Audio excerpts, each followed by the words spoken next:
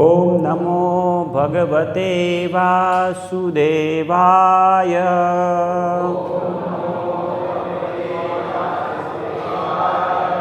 ओम नमो भगवते वासुदेवाय।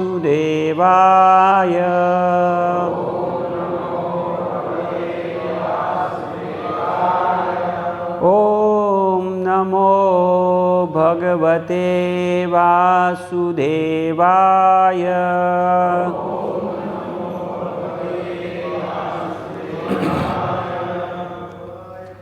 तो अभी हम श्रीमद् भगवद गीता यथारूप अध्याय 16 पढ़ रहे हैं, देवी तथा आसुरी स्वभाव।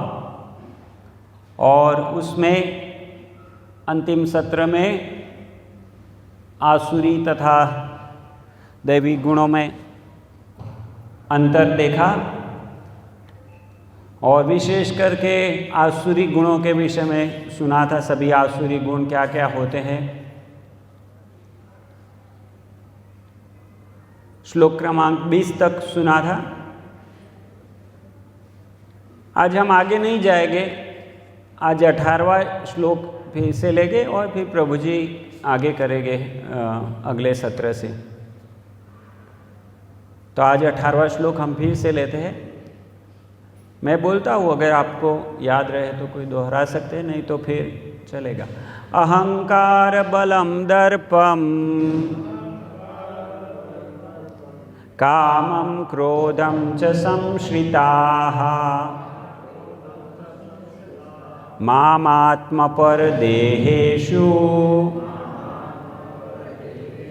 प्रद्विषन्तोऽभ्यसूयकाः।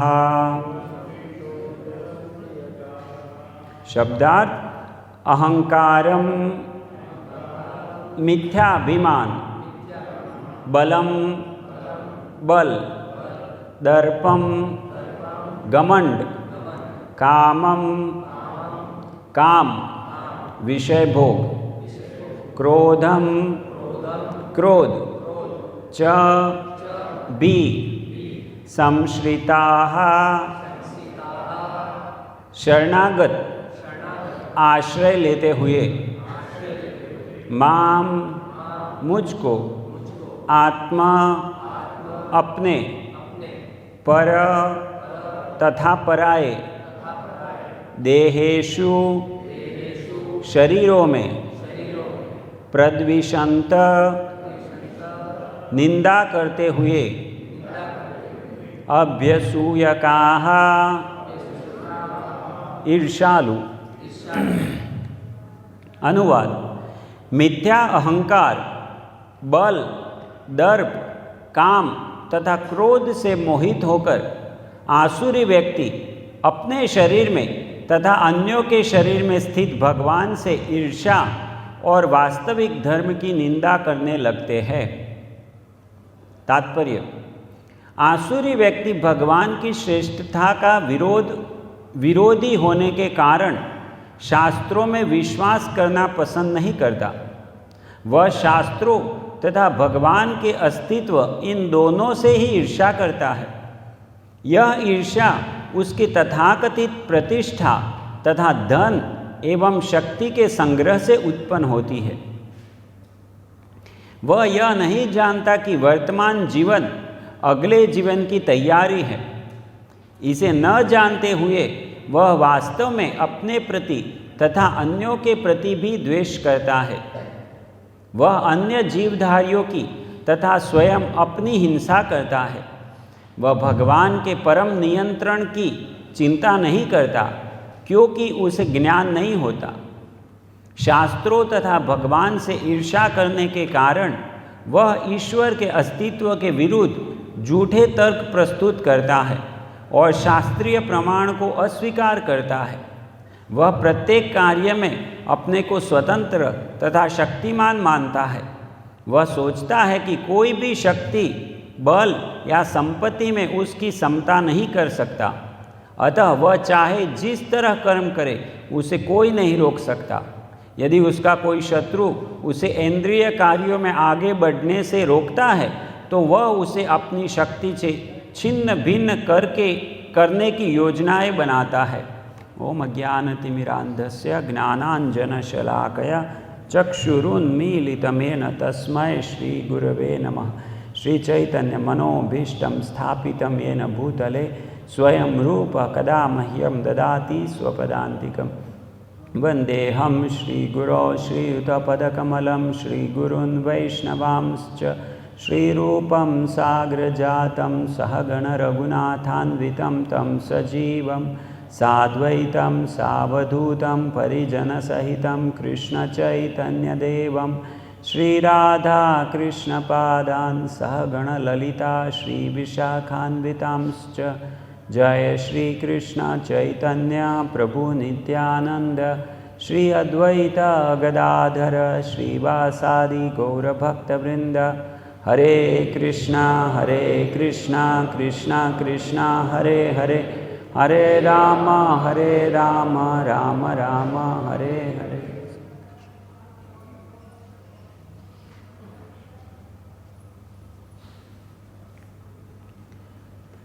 तो इस श्लोक में जो आसुरिक गुण थे उसमें से कुछ का वर्णन है और उसमें एक सबसे महत्वपूर्ण है, इसलिए मैं सोचा इसके ऊपर ही चर्चा करते हैं, और वो है अहंकार। अहंकार का अर्थ क्या होता है? अहंकार शब्द कैसे बना है? संस्कृत हम देखें, उसको तोड़े हम तो क्या कहते हैं? अहम प्लस कार। तो अगर आप संस्कृत जानते हैं तो संस्कृत में कहते हैं अकार, मकार, ककार। तो अकार का अर्थ क्या है? जिन शब्दों के अंत में अ आता है उसको कहते हैं अकार। जिन शब्दों के अंत में म आएगा उसको कहते हैं मकार। जिनके अंत में आ आएगा उसको कहते हैं आकार। और ऐसे ये है अहंकार, मतलब उसमें अहम अहम अहम अहम यही निकलता है, उसमें अ निकलेगा। अकार शब्द में अंत में अ निकलेगा। ऐसे अहंकार अर्थात अहम अहम अहम अहम, हम हर समय अहम, मैं वो निकलता रहता है। तो यहाँ प्रभुपाद जी ने बहुत अच्छे से उसका अनुवाद दिया है। अहंकार अर्थात मिथ्या अभिमान।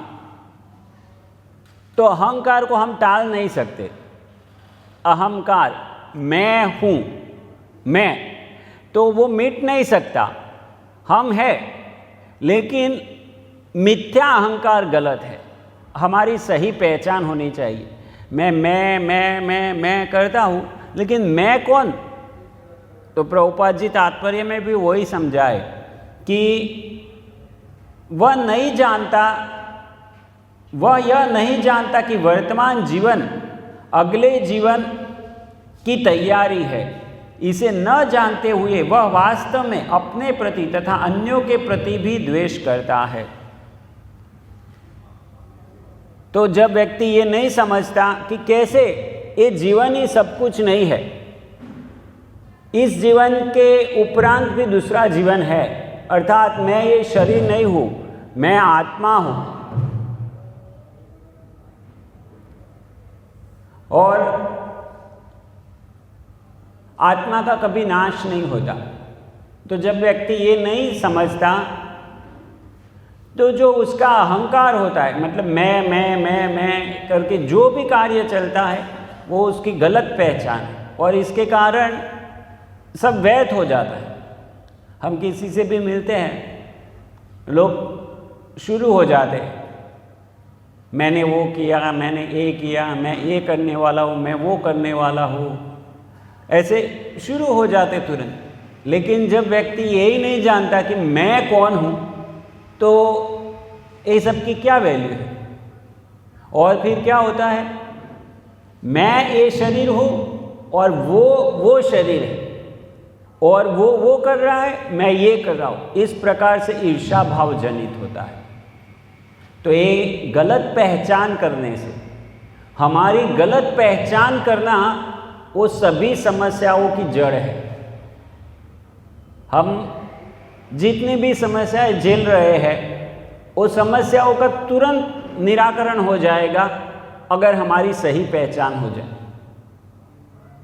हम तभी तक चिंतित रहते हैं या कष्टों से घिरे रहते हैं जब तक हमारी सही पहचान नहीं होती। जिस दिन हमको पहचान हो जाए कि हम कौन हैं तो फिर कोई कष्ट नहीं रहेगा। श्रील भक्ति विनोद ठाकुर एक भजन में गाते हैं, मिच्छे माया बशे झाशो भेषे खाशो हाबू डुबू भाई, जीव कृष्ण दास ए विश्वास कर ले तो आर दुख नाय। खाली इतना विश्वास हो जाए हमको कि जीव कृष्णदास, मैं ये शरीर नहीं हूँ, मैं आत्मा हूँ और आत्मा कृष्ण का दास है। मतलब अर्थात मैं कृष्ण का दास हूँ। अगर वो विश्वास हो जाए और कोई दुख नहीं है। लेकिन ये इतना आसान नहीं है। हम इस शरीर से, हमारी पहचान से इतने ग्रस्त हो गए, इतने ग्रस्त हैं कि हम कितना सुनने पर भी उसको छोड़ने के लिए तैयार नहीं। जैसे मैं कहूँ कि हमारी जाति हो, कोई भी जाति हो, उदाहरण के रूप में लेते, कोई पटेल है या कोई जोशी है या कोई देसाई है, अगर उसके विषय में कोई कुछ बोल दे तो तुरंत हमको ऐसे लग जाता, अरे कैसे बोलते। या तो हिंदू, अपने आप को हिंदू समझते हैं, या तो कोई मुस्लिम समझते हैं, या तो अपने आप को भारतीय समझता है, अपने आप को अमेरिकन समझता है। तो ये शरीर की पहचान है और ये शरीर की पहचान से बाहर नहीं निकला तो जैसे ही उसको कुछ कहा जाएगा वो डिस्टर्ब हो जाता है। लेकिन हम दूसरी तरफ उदाहरण देखते हैं, जड़ भरत महाराज, सब जानते हैं जड़ भरत कौन थे? जो बहुत बड़े राजा थे, भरत राजा, पूरे पृथ्वी पर साम्राज्य था उनका। लेकिन उनके पिताजी उनको उपदेश दे के गए थे। पहले पिताजी ऐसे हुआ करते थे जो पुत्रों को सदुपदेश देते थे। तो उनके पिताजी थे ऋषभदेव, और ऋषभदेव ने, उनके 100 पुत्र थे और उसमें प्रमुख थे भरत महाराज। उनको उपदेश दिया था। क्या उपदेश दिया था? नायम देहो देह भाजा नृलोके कष्टा, नायम देहो देह भाजा नृलोके कष्टान करहन न रहति बीड़ भुजान यते। तो ये मनुष्य जीवन सुअर की तरह, जो सुअर मल खाता है उसकी तरह व्यतीत करने के लिए नहीं है। तपो दिव्यम पुत्र काय सत्वम शुद्धेत। तो तुम अपना अस्तित्व शुद्ध करने के लिए तपस्या करो। और ऋषभदेव ने अपने पुत्रों को ये उपदेश दिया था।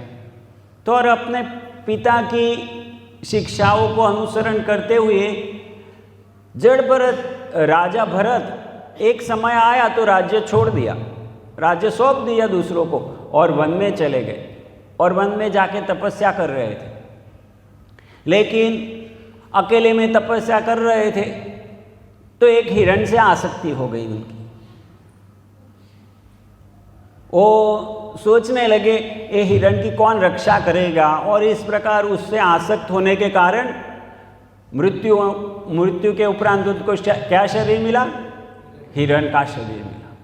लेकिन क्योंकि वो भक्ति में इतने आगे बढ़े हुए थे तो हिरण के शरीर में भी उनको याद रहा कि इसके पहले के जीवन में वो कौन थे, और फिर से वो अपने जगह पर वापस चले गए। पुलाह आश्रम जहाँ वो थे, तपस्या करते थे, उधर चले गए और फिर से वो कार्य में लग गए हिरण के शरीर में। और हिरण का शरीर छोड़ने के बाद मनुष्य का शरीर मिला फिर से उनको। और इस बार वो बड़े सावधान हो गए कि किसी भी कार्य में फंसना नहीं है, और इसीलिए जड़वत व्यवहार करने लगे। मतलब जैसे जड़ है, कोई किसी को कोई रिस्पॉन्स ही नहीं देते थे, कोई कुछ भी करे किसी को कोई रिस्पॉन्स नहीं देते थे, और इसलिए उनको घर से भी निकाल दिया था और ऐसे ही भटकते थे। वो बाहर से ऐसा लगता था जैसे पागल जैसे भटक रहे, लेकिन अंदर से वो भगवान के साथ जुड़े हुए थे। इसलिए आध्यात्मिक आनंद ले रहे थे अंदर से और बाहर से पागल जैसे घूम रहे थे। तो एक बार एक राजा था, राजा रहुगण, और राजा लोग पहले पालकी में बैठ के जाया करते थे। तो एक दिन वो पालकी ढोने वाले 4 जन में से एक जन नहीं आया था। तो किसको लगाए? तो आसपास में देखा तो ये जड़ भरत, राजा भरत जो जड़ भरत के रूप में थे, वो उधर घूम रहे थे। तो बाकी लोगों को लगा कि ये बढ़िया है, हट्टे गट्ठे है और ये पालकी उठाएंगे। तो उनको पकड़ के लेके आए और लगा दिया, पालकी उठाओ। अभी पालकी उठा के लेके जा रहे हैं तो ये जड़ भरत महाराज तो इतने आगे बढ़े हुए हैं कि वो चींटियों को भी मारना नहीं चाहते। तो रास्ते में जब देखते कि अरे चींटियाँ आ रही हैं तो उनको बचाने के लिए ऐसे इस प्रकार से चलते हैं कि राजा को पालकी ऊंची नीची हो जाती है। तो राजा अंदर से बहुत अपशब्द बोलता है, अरे क्या है, तुम्हारी बुद्धि है या नहीं है, मूर्ख हो क्या हो? और इतना बोलने पर भी उनको कुछ नहीं होता। तो और अपशब्द बोलता है राजा, और फिर एक लाइन बोलते, राजा तुम किसको बोल रहे हो? तो ये लाइन सुनते ही राजा को क्लिक हो जाता है, अरे क्या बोल रहा है ये, मूर्ख व्यक्ति है और ऐसे बात कर रहा है। किसको मतलब किसको? तुमको बोल रहा हो। तो बोलते मैं तो ये शरीर नहीं हूं। तो उसको पता चल जाता है कोई सामान्य व्यक्ति नहीं है। बाहर आता है, पालकी से उतरता है, प्रणाम करता है, बोलता है आप कोई सामान्य व्यक्ति नहीं है, आप आत्मज्ञानी व्यक्ति है, आप बताइए कौन है। और फिर जड़ भरत महाराज उसको पूरा उपदेश देते हैं कि कैसे हम ये शरीर नहीं है, लेकिन जैसे यहाँ पर बताया कामम क्रोधम च संश्रिता। संश्रिता मतलब आश्रय लेकर, काम और क्रोध का आश्रय लेके हम ये विषय भोग की जाल में, जंजाल में फंस गए। हम प्रसाद लेने से पहले बोलते हैं ना, शरीर अविद्या जाल, जड़ेंद्रिय ताहे काल, जीवे फैले विषय सागरे। ये शरीर जड़ इंद्रियों से बना हुआ है और वो हमको विषय सागर में धकेले जा रहा है। लेकिन भगवान का प्रसाद किसी को प्राप्त होता है। प्रसाद तो एक प्रसाद होता है जो हम हर दिन ग्रहण करते हैं, लेकिन प्रसाद का दूसरा अर्थ है कृपा। तो अगर भगवान की कृपा हो जाती है किसी के ऊपर, और जैसे राजा रहुगण को संग मिल गया जड़ भरत का, ऐसे संग मिल जाता है तो उसका उद्धार हो जाता है। और वो श्लोक भी जड़ भरत महाराज उधर कहते हैं, नैषाम मति तावत उरुक्रमांग्रि महत्पाद रजोभिषेकम। कहते हैं कि नैषाम मतिस्तावद उरुक्रमांग्रि, उरुक्रम मतलब भगवान का एक नाम है उरुक्रम, और अंग्रि मतलब उनके चरण कमर। तो भगवान के चरण कमरों में नैषाम मतिस्तावत, मति उसकी मति भगवान के चरण कमरों में नहीं होती। कब तक नहीं होती? महीयसाम पाद रजोभिषेकम, जब तक वो जो महान भगवान के महान शुद्ध भक्त है उनके चरण कमलों की जो धूलि है, उस धूलि से अपने आप को स्नान नहीं करता, तब तक कोई संभावना नहीं कि उसकी मति भगवान की ओर जाए। तो ये हमारी गलत पहचान वो सभी समस्याओं की जड़ है। लेकिन हम देखते हैं जो भगवान के शुद्ध भक्त होते हैं वो विचलित नहीं होते। वो जड़ भरत महाराज और ऐसे ही ऋषभदेव, उनके जो पिता थे, उनका भी आचरण ऐसा था, उनका भी वर्णन आता है कि वो भी विचलित नहीं होते थे। ऐसे बहुत सारे उदाहरण हमको भागवतम में पढ़ने मिल जाएंगे। अवंती ब्राह्मण था, रंती देव थे, पांडव ले लीजिए, प्रहलाद महाराज ले लीजिए। तो जो भगवान के शुद्ध भक्त होते हैं, क्योंकि वो अपनी सही पहचान में स्थित है कि मैं कृष्ण दास हूँ, और इसलिए बड़ी बड़ी मुश्किलों से विचलित नहीं होते। उनको पता है कि ये जीवन सब कुछ नहीं है। जैसे प्रभुपाद जी ने लिखा ना कि वह जो अज्ञ है, अज्ञानी है, वह नहीं जानता कि वर्तमान जीवन अगले जीवन की तैयारी है, और अभी जो मैं भुगत रहा हूँ वो पिछले जीवन में जो किया वो भुगत रहा हूँ। तो अज्ञानी है, जिसको ये सही पहचान नहीं है, वो इसके कारण दुखी होता है। तो इसीलिए ये मिथ्या अहंकार से निकलना बहुत ही जरूरी है। और ये बाकी जितने गुण हमने पढ़े, कौन से गुण पढ़े सुने, याद है किसी को कितने गुणों के विषय में चर्चा किया था यहाँ पर? हाँ, 24 दिव्य गुणों के विषय में चर्चा किया था शायद। और आसुरी गुण अलग है ना। तो बहुत सारे गुण हैं, लेकिन वो गुण अगर ये एक चीज नहीं है कि मैं कौन हूं, तो बदल जाते हैं। जैसे बहुत सारे शून्य है और बहुत सारे शून्य के आगे एक लग जाता है तो वो शून्य की वैल्यू है। अगर ये एक नहीं है तो आप कितने शून्य एकत्रित कर लो, 1000 शून्य एकत्रित कर लो, वो शून्य की कोई वैल्यू नहीं। उसके आगे एक लगे तो उसकी वैल्यू है। और वो एक क्या है? ये पहचान कि मैं कृष्ण का दास हूं। तो हमारे अंदर 1000 अच्छे गुण हो सकते हैं, लेकिन अगर हम कृष्ण भक्त नहीं हैं तो वो 1000 अच्छे गुण, दैवी गुण होते हुए भी हम असुर कहलाएंगे। दुर्योधन बड़ा अच्छा राज्य चला रहा था, उसके राज्य में क्या कमी थी? कोई कमी नहीं थी, खाली एक ही समस्या थी।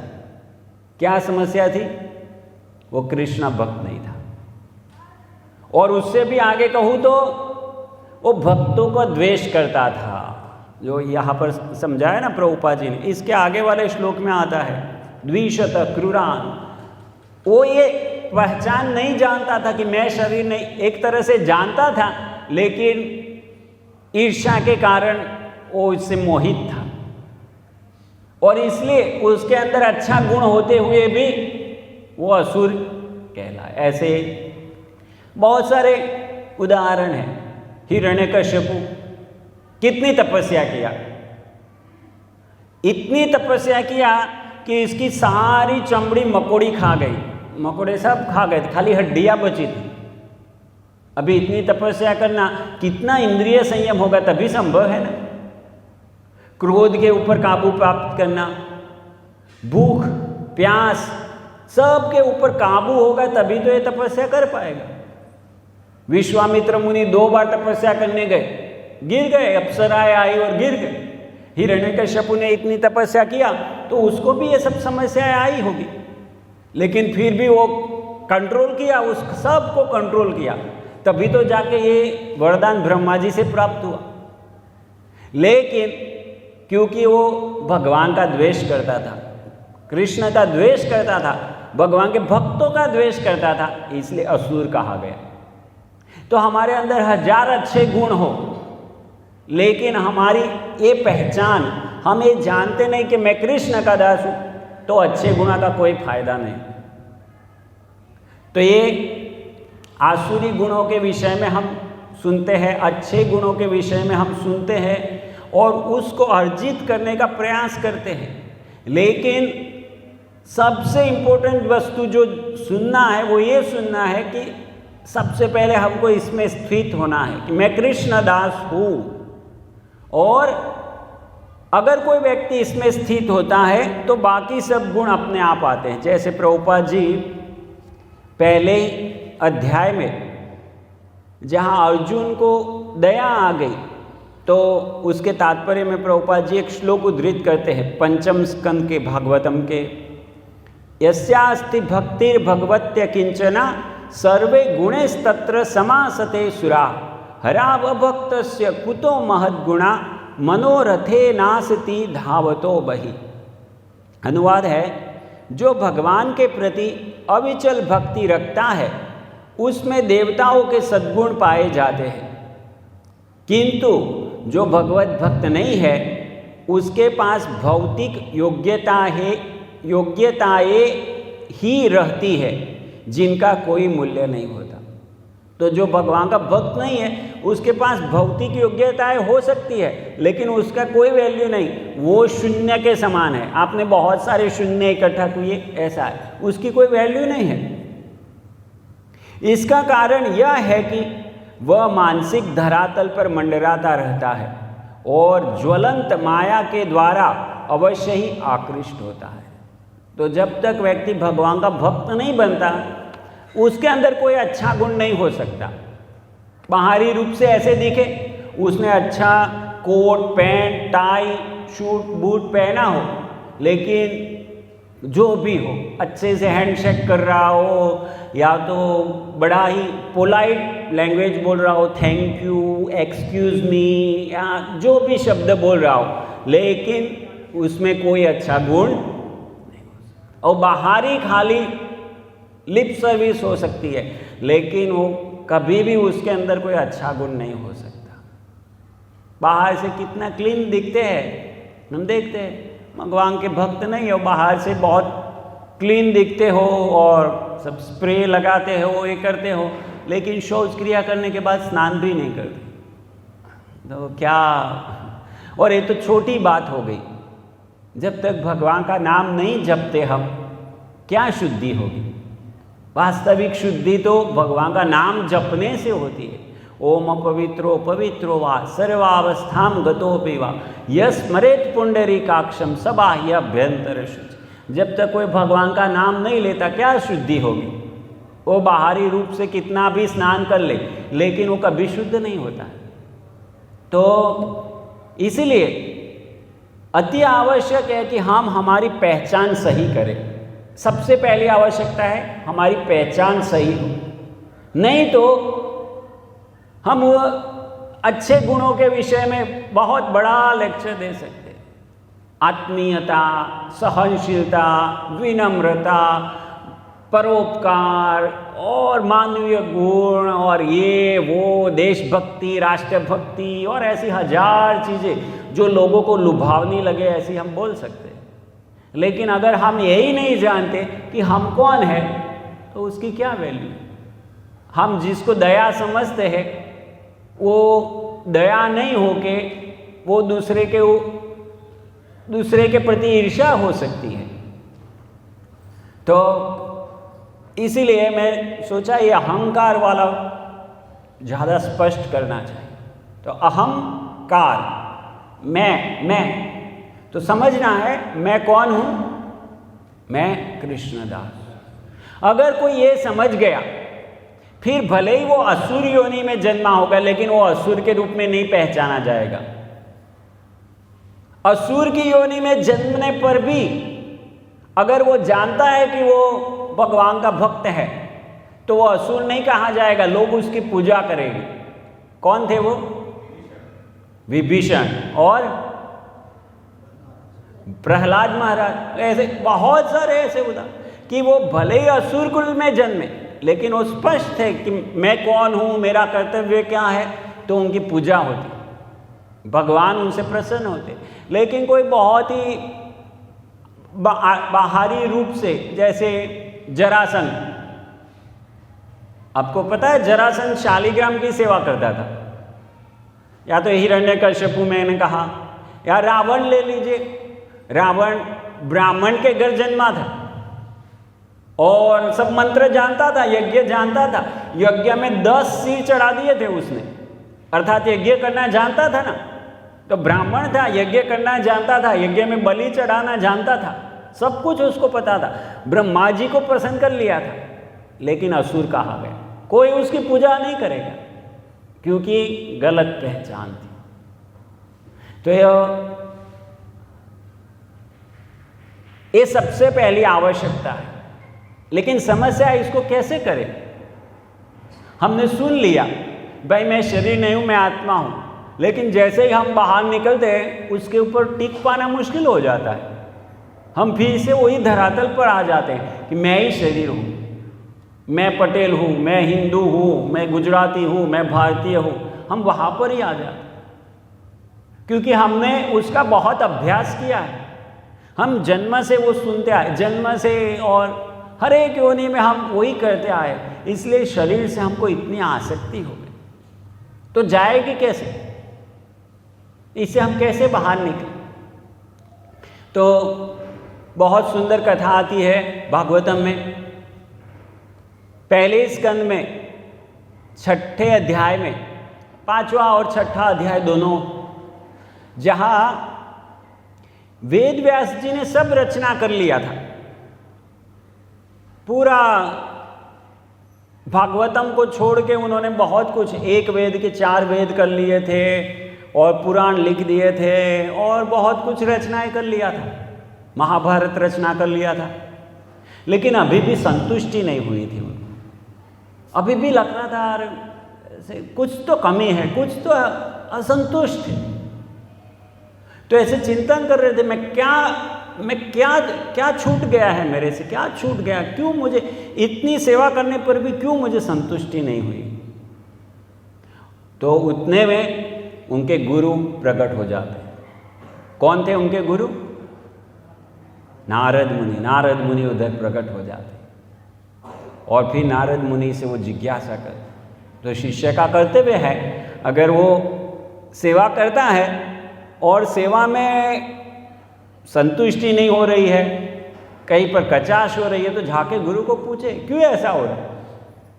अश्रद्धा ना करे, गुरु के ऊपर अश्रद्धा ना करे, लेकिन गुरु को जाके पूछे ऐसा क्यों हो रहा है, तो गुरु मार्गदर्शन करे। तो नारद मुनि ने तुरंत उनको उपदेश दिया कि आपने बहुत कुछ रचनाएं किया है, लेकिन उसमें आपने भगवान की भक्ति का, भगवान की लीलाओं का, भगवान की कथाओं का सीधा सीधा वर्णन नहीं किया। आपने क्या किया है?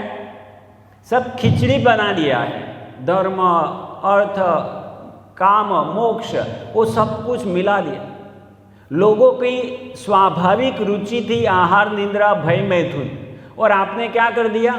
उसमें धर्म का नाम जोड़ दिया। तो लोग तो करने वाले ही थे, अभी धर्म के नाम पर वो करेंगे। तो अभी आप ऐसा कीजिए, अभी श्रीमद् भागवत की रचना कीजिए जिसमें भगवान की कथा का शुद्ध वर्णन हो। इसलिए आप भागवत में देखें कि पहले ही आता है धर्म प्रोजित कैतव अत्र, इसमें से ये सब कैतव धर्म निकाल दिए, शुद्ध भक्ति का वर्णन है श्रीमद् भागवतम में। तो नारद मुनि ने ये उपदेश दिया वेदव्यास को, और फिर भक्ति की महिमा बताते कि भक्ति कितनी महिमा महान है। नारद मुनि कहते हैं। तो वेदव्यास जी ने प्रश्न पूछा था कि आपको कैसे ऐसी भक्ति प्राप्त हुई। तो नारद जी बताते हैं कि मैं दासी पुत्र था और एक बार ऐसा हुआ कि सब भगवान के भक्त जो सब जगह में भ्रमण करते हैं, हम जहाँ रह रहे थे उधर आके रुक गए 4 महीना चातुर्मास करने के लिए। तो मेरी माँ उनकी सेवा करती थी और मैं छोटा बालक था, मुझे भी अवसर मिल जाता था, उनके पास जाता था, उनका उच्चिष्ट ग्रहण करता था और वो जो कथा वार्ता करते थे बैठ के सुनता था मैं। तो वो उच्चिष्ट ग्रहण किया और कथा वार्ता सुना, उसके कारण मुझे ये प्राप्त हुआ। और उधर हम पढ़ेंगे तो उसमें वर्णन आता है कि रजो और तमो गुण, उससे बाहर निकलना है तो यही चीज़ है, भगवान की भक्ति। माम च यो व्यभिचारेण भक्ति योगेन सेवते सगुणान समतित्यैतान ब्रह्म भूयाय कल्पते। भगवद गीता में भगवान कहते हैं, भगवान ने सब गुणों का वर्णन किया, सत्वगुण, रजोगुण, तमोगुण, और किस प्रकार से काम करते हैं, किस प्रकार से बांधते हैं। और फिर भगवान कहते हैं कि जब मेरी भक्ति की जाती है तो एक गुणों से ऊपर उठा जा सकता है। ये काम और क्रोध उत्पत्ति कहाँ से होती है? कामेश क्रोधेश रजोगुण समुद्भव, रजोगुण से इसकी उत्पत्ति होती है। तो ये रजो, तमो और इवन सत्व से ऊपर उठना है, शुद्ध सत्व में जाना है तो भगवान की भक्ति से ही संभव, अन्य मार्ग नहीं है। ये नारद मुनि ने विस्तार से उधर बताया कि कैसे भक्ति एकमात्र मार्ग है, और इसलिए आप इसका शुद्ध भक्ति का वर्णन कीजिए श्रीमद् भागवतम में। और फिर व्यासदेव जी और विस्तार से उधर पूछते हैं कि आपको ये सब कैसे याद है, और नारद मुनि सब बताते कि भगवान की कृपा से याद है। वो तो ब्रह्मा जी के दूसरे दिन में हुआ था, लेकिन भगवान की कृपा से मुझे सब याद है, और ये सब वर्णन करते हैं। तो अगर हमको इस पे स्थित रहना है, हमारी पहचान में कि मैं शरीर नहीं हूँ, मैं आत्मा हूँ और मैं भगवान का दास हूँ, तो उसके लिए कोई दूसरा उपाय करने की ज़रूरत नहीं है। जो दूसरे मार्ग है, ज्ञान मार्ग है या तो जो मोक्ष कामी है, वो लोग दूसरे उपाय करते हैं। क्या उपाय करते हैं? अष्टांग योग की साधना करते, ध्यान करते हैं, या यम नियम आसन प्राणायाम प्रत्याहार ध्यान धारणा समाधि ये सब कुछ करते हैं। लेकिन भक्ति मार्ग ऐसा है कि अपने आप में साधन भी है और साध्य भी है। ये भक्ति अगर हम करते हैं तो वो भक्ति ही हमको ये पहचान में स्थित रखेगी, और एक दिन आएगा कि हम वो शुद्ध भक्ति पालन कर पाएंगे। अभी हम करेंगे तो वो साधना भक्ति होगी, लेकिन साधना भक्ति करने से हमको शुद्ध भक्ति प्रेम भक्ति वो जागृत होगी। उसके लिए कोई दूसरी विधि करने की जरूरत नहीं है। तो हमारी सही पहचान में स्थित होने के लिए हमको यही करना है, सिंपल। हरे कृष्णा कृष्णा कृष्णा हरे हरे, हरे राम राम राम हरे हरे। तो ये महामंत्र कलयुग में भगवान की भक्ति करने के लिए इससे सरल कोई विधि नहीं। ये हरे कृष्णा महामंत्र है, हम उसका प्रतिदिन जाप कर सकते हैं, और जितना हम ध्यान से सुनेंगे हम पाएंगे कि कैसे हमारे अंदर से असद्गुण जा रहे और सद्गुण ऑटोमेटिक आ रहे। लेकिन आर्टिफिशियली अगर करने जाए, जैसे बहुत सारे सेमिनार होते हैं, पर्सनालिटी डेवलपमेंट कोर्स, या ऐसे बहुत सारे लोग होते हैं जो भगवान की भक्ति के विषय में नहीं बोलते, लेकिन मानवीयता मानवता या तो इस प्रकार के बड़े बड़े शब्द प्रयोग करते हैं जिससे लोग आकृष्ट हो जाते हैं, लेकिन वो कभी होगा नहीं।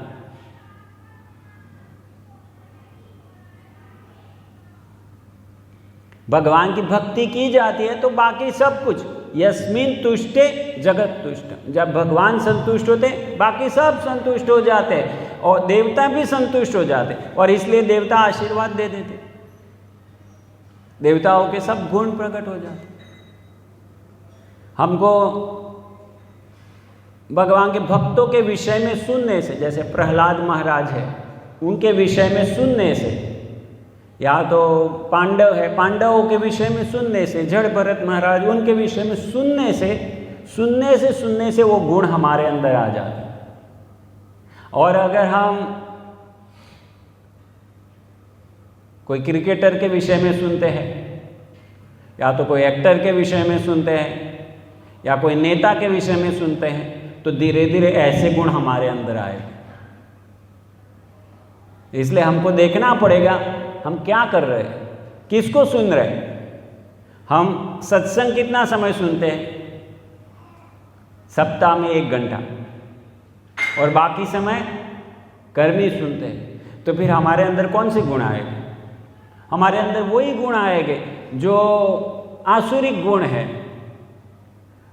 वो दिखने में दैवी हो सकते हैं, दया भाव ये सब, लेकिन क्योंकि वो भक्ति से नहीं जुड़ा हुआ इसलिए वो दया नहीं रहे। तो इसलिए हमको चाहिए कि भगवान के भक्तों के मुख से भगवान के विषय में और भक्तों के विषय में सुना जाए। दोनों चीज करनी है। अभक्तों से सुनेंगे, भगवान के विषय में सुन रहे या तो भक्तों के विषय में, लेकिन अभक्तों के मुख से सुनेंगे काम नहीं करेगा। और भक्तों के मुख से सुनेंगे, लेकिन वो तो भक्त है ही नहीं अगर कर्मी बातें बोलता है तो। भक्त है लेकिन भगवान की बात नहीं करता, खाली नम्रता की बात करता है, या तो खाली दूसरे को सेवा करने की, समाज सेवा करने की बात करता है, तो भक्त नहीं है, वो तो समाज सेवक है। तो भक्त तो वो है जो भगवान को केंद्र में रखता है। तो आजकल ये फेमस है जनार्दन, जनता जनार्दन, जनता की सेवा ही जनार्दन की सेवा है। लेकिन वो अज्ञानी लोग ऐसा समझते हैं, और इसलिए वो हमेशा मनोरथेन धावतो नाचतो बहि, इसमें नाचते रहते। हम बहुत अच्छा कार्य कर रहे हैं, और ऐसा लग सकता है कि वो अच्छा गुण है, और एक दृष्टि से देखा जाए तो अच्छा गुण है। जैसे राजा है, नेता है, तो उसका एक कार्य है कि जनता की सेवा होनी चाहिए, कोई भूखा नहीं रहना चाहिए, और ये सब कुछ उनके कार्य है। लेकिन साधु का कार्य ये नहीं। साधु का कार्य क्या है? उनको आध्यात्मिक ज्ञान प्रदान करना। लेकिन हम साधु का काम है जनार्दन की सेवा। जनार्दन अर्थात भगवान का एक नाम है जनार्दन। और नेता का काम क्या है? जनता की सेवा करना। अभी हम दोनों को मिक्स कर दे कि जनता की सेवा ही जनार्दन की सेवा है, तो वो बोगस है। और कोई जगह में ऐसा उपदेश नहीं, कोई शास्त्र इसका उपदेश नहीं देता जनता की सेवा ही जनार्दन की सेवा, ऐसा नहीं है, वो बिल्कुल गलत है। जनार्दन की सेवा जनता की सेवा हो सकती है, क्योंकि भगवान की सेवा की जाती है तो उसमें बाकी सबकी सेवा ऑटोमेटिक आ जाती है। अगर भगवान की सेवा की जाती है तो भगवान की सेवा से देवता भी संतुष्ट होते हैं, और देवता संतुष्ट होते तो ऑटोमेटिक वो दूसरे सबको भी संतुष्ट करते हैं। तो अगर भगवान की सेवा की जाती है तो उसमें सबकी संतुष्टि हो जाएगी। लेकिन जनता की सेवा करने से भगवान की सेवा बिल्कुल नहीं होती है। वो एक गलत धारणा है जो इस श्लोक में बताया ना। आसुरी व्यक्ति भगवान की श्रेष्ठता का विरोधी होने के कारण शास्त्रों में विश्वास करना पसंद नहीं करता। वह शास्त्रों तथा भगवान के अस्तित्व इन दोनों से ही ईर्ष्या करता है। जो व्यक्ति ये नहीं स्वीकार, और आगे बताए, यह ईर्ष्या उसकी तथाकथित प्रतिष्ठा तथा धन एवं शक्ति के संग्रह से उत्पन्न होती है। जब व्यक्ति के पास बड़ी पोस्ट हो जाती है, बड़ा पैसा हो जाता है, लोगों को दान करता है और इस प्रकार से वो प्रतिष्ठा अर्जित करता है, और एक दिन लोग उसको ही भगवान मानने लगते हैं। हम देखते हैं बड़े बड़े व्यक्ति होते हैं, कभी मैं सुना अमिताभ बच्चन का मंदिर बन गया, या तो ऐसे हम देखते हैं बड़े बड़े लोग होते हैं, धीरे धीरे धीरे धीरे उनकी प्रतिष्ठा बढ़ती जाती है और फिर वही भगवान बन जाता है। कोई व्यक्ति था वो हिटलर को भगवान मानता था, ऐसे बड़े बड़े लोगों को भगवान मानने लगते हैं। तो वो वास्तविकता नहीं है।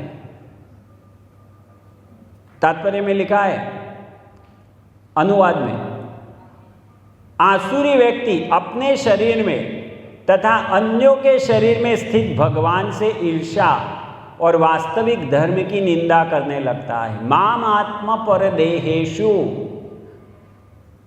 हमारे शरीर के अंदर दो जन विराजमान है, मतलब ये शरीर में दो जन विराजमान है, एक है आत्मा और एक है परमात्मा। आत्मा सो परमात्मा नहीं है, आत्मा और परमात्मा दोनों विराजमान हैं। लेकिन जो अज्ञानी है वो भगवान की केयर नहीं करता, वो निग्लेक्ट करता है। सामने वाले व्यक्ति के अंदर परमात्मा बैठे उसको भी निग्लेक्ट करता है, उसके अंदर परमात्मा बैठे उसको भी निग्लेक्ट करता है। वो सोचता है शरीर ही सब कुछ है और इसलिए शरीर की सेवा की जाए। तो इस प्रकार से वो भगवान की ईर्ष्या करता है, और इसके कारण उसके अंदर कभी भी कोई अच्छा गुण नहीं हो सकता। तो ये अति आवश्यक है कि हम सबसे पहले ये समझें। और हम देखते हैं कि इसका अभाव होने के कारण आजकल धर्म के नाम पर बहुत कुछ चल रहा है। बड़े बड़े साधु होते हैं जो बड़ा बड़ा प्रवचन करते हैं गीता के विषय में या भागवत के विषय में, लेकिन ये ABCD नहीं होती है कि मैं शरीर नहीं हूँ, मैं आत्मा हूँ। और इसलिए बड़ा प्रवचन देने के बाद भी हिंदुत्व के विषय में या राष्ट्रभक्ति के विषय में उसमें फंसे रहे। लेकिन हम देखते हैं प्रभुपाद जी की शिक्षाओं से, प्रभुपाद जी ABCD सिखाते, हम शरीर नहीं, हम आत्मा है, हम ना भारतीय है ना अंग्रेज है और कुछ नहीं, हम ना हिंदू है, मुस्लिम है, क्रिश्चियन है, हम भगवान कृष्ण के दास है। उस समय ये कोई धर्म नहीं थे जब भगवान ने उपदेश दिया, ये तो सब बाद में आए हुए हैं। तो ये हमारी वास्तविक पहचान है। तो अगर इसमें स्थित होते हैं और बाद में सब गुणों को विषय में हम सुनते हैं और उसको अर्जित करने का प्रयास करते हैं, तो वास्तविक प्रयास है। और वो प्रयास कैसे किया जाए? मुझे अच्छे गुण चाहिए, तो कैसे आएंगे अच्छे गुण? मैंने क्या कहा, हमने चर्चा किया ना, अच्छे गुण हमको चाहिए तो कैसे आएंगे? वो भगवान के भक्तों के विषय में भगवान के भक्तों के मुख से सुनने से आएगी, क्योंकि वो भक्ति है और भक्ति करने से अच्छे गुण अपने आप आएंगे। और आर्टिफिशियली कोई लाने का प्रयास करता है, भगवान की भक्ति नहीं करता, लेकिन बस मैं बड़ा नम्र बन जाऊँ, मैं सबके प्रति परोपकारी हो जाऊँ, लेकिन भगवान की भक्ति नहीं करता है, तो वह आसुरिक हो जाएगा। असुरों के अंदर भी ये भावना होती है। रावण के अंदर भी ये भावना थी नहीं थी? रावण भी कल्याण करना चाहता था ना। ऐसा तो नहीं था कि रावण को खाली इंद्रिय भोग करना था। रावण चाहता था पूरा असुर समाज सुखी हो, असुर समाज को न्याय मिलना चाहिए, और इस प्रकार से उसकी भावनाएं थी। असुर राष्ट्र तो बड़ा राष्ट्र भक्त था ना रावण भी, लेकिन वो असुर कहा गया। तो आप कुछ भी हो लेकिन कृष्ण भक्त नहीं है, तो आपका जो भी राष्ट्र भक्ति हो ना जो भी हो सब बेकार है। ऐसे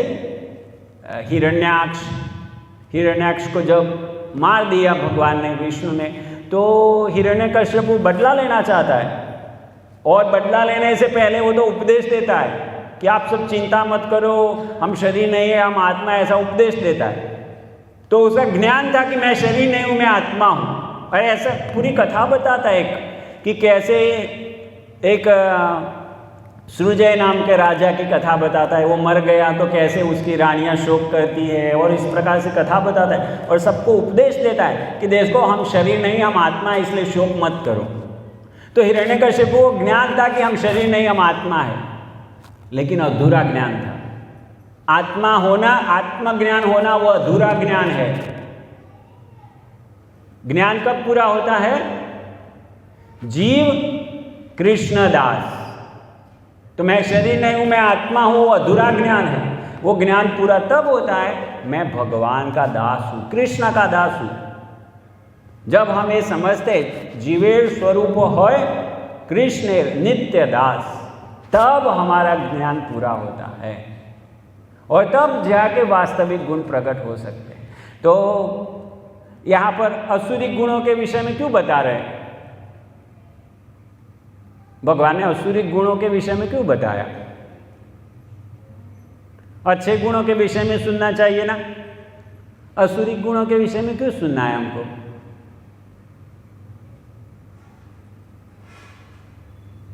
अच्छे गुण हमारे अंदर लाने हैं, इसलिए हमको अच्छे गुणों के विषय में सुनना चाहिए। तो फिर असुरिक गुणों के विषय में क्यों बता रहे हैं? तो ये सब असुरिक गुण हमारे अंदर भरे पड़े हैं। जब तक हम भगवान के शुद्ध भक्त नहीं होते, एक छोटी या बड़ी मात्रा में हमारे अंदर भरे पड़े हैं, लेकिन हम उसको रियलाइज भी नहीं करते कि ये हमारे अंदर है। तो भगवान बता रहे देखो एक गुण ऐसा होता है, एक गुण ऐसा होता है, ताकि हमको साक्षात्कार हो कि अरे मेरे अंदर तो ये गुण है। और फिर जब हम स्वीकार करें कि मेरे अंदर एक गुण है, अभी इसको निकालना है, गुण नहीं कह सकते, इसको दुर्गुण कह सकते, तो ये दुर्गुण तो मेरे अंदर है, इसको निकालना है। तो जब हम ये समझेंगे, भगवान को प्रार्थना करेंगे, भगवान के भक्तों की सेवा करेंगे, तो फिर वो निकलेगा। अभी तो हमारी स्थिति ऐसी है, हम स्वीकार करने के लिए भी तैयार नहीं कि मेरे अंदर ये सब गुण है। ये मिथ्या अभिमान मेरे अंदर है, दर्प मेरे अंदर है, मैं क्रोधी हूँ, मैं कामी हूँ, मैं लोभी हूँ, ये सब हम स्वीकार करने के लिए भी तैयार नहीं। तो ये आसुरिक गुणों के विषय में भगवान बता रहे हैं कि देखो ये सब आसुरिक गुण है और हमारे अंदर थोड़ी या ज़्यादा मात्रा में पड़े हैं, तो उसको पहचानना है, और पहचानने के बाद उसके ऊपर कार्य करना है, उसको निकालने के लिए। और कार्य है हरे कृष्णा कृष्णा कृष्णा हरे हरे, हरे राम राम राम हरे। कहते हैं नाचो गाओ भक्त संगे करो संकीर्तन, नाम उपदेशी तार सर्वजन। ये भक्तों के संग में ये महामंत्र का जप कीर्तन करने से सर्व सिद्धि होय तो मार, तो ये सर्व सिद्धि प्राप्त हो जाएगी। अगर ये महामंत्र भक्तों के संग में हम नाचते हैं, गाते हैं, कीर्तन करते हैं, तो ये महामंत्र भगवान से अभिन्न है, और इसलिए वो भगवान का संग हम जैसे करते हैं ऐसा ही संग हो जाएगा। जहाँ कृष्ण तहाँ नाही माया रहती, और फिर सब अवगुण सब भाग जाएंगे। जैसे सूर्य आता है तो अंधेरा जो कैसे भाग जाता है, ऐसे हरे कृष्णा महामंत्र जब हम करेंगे तो जो अवगुण है ऑटोमेटिक भाग जाए। लेकिन हमको करना पड़ेगा गंभीरता से, उसमें कोई नियम नहीं है, जप करने में कोई नियम नहीं है, खाली एक ही चीज़ ध्यान रखनी है, वो क्या है? सुनना है। ऐसा नहीं कि मुंह से हरे कृष्णा करे जा रहे और आँख से सिनेमा देखे जा रहे या तो न्यूज़पेपर पढ़े जा रहे, नहीं, वो काम नहीं करेगा। तो सुनना है उसको। जब हरे कृष्णा करते हैं तो हरे कृष्णा ही करना है और कुछ नहीं, ध्यान पूर्वक उसको सुनना है। ये स्वयं भगवान है। लेकिन ये तभी होगा जब हम इसकी गंभीरता को समझेंगे कि मुझे इसकी आवश्यकता है, ये हरे कृष्णा महामंत्र ही मुझे बचा सकता है, मेरा उद्धार कर सकता है। जब ये गंभीरता से हम जपेंगे अपने आप सब काम, टाइम लगेगा शायद, लेकिन हो जाएगा। हम जितनी गंभीरता से करेंगे उतना शीघ्र हो। हरे कृष्णा। किसी का कोई प्रश्न टीका टिप्पणी हो तो कर सकते हैं।